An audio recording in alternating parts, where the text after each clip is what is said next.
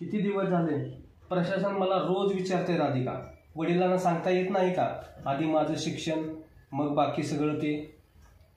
काय सांगू सर, पण कसं सांगू?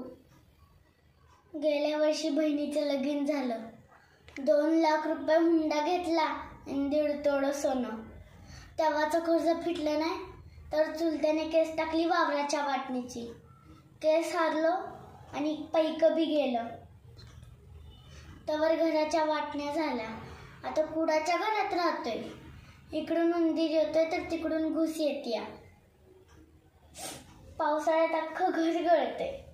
घरातली भांडी कमी पडती, पण पत्र्याची पानं काय गळायची थांबत नाही.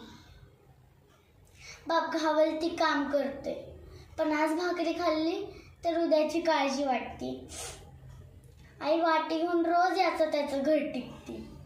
कुठून आणू फीला पैसा आणि कसं म्हणू बापाला की या सगळ्यापेक्षा माझं शिक्षण महत्वाचं आहे म्हणून.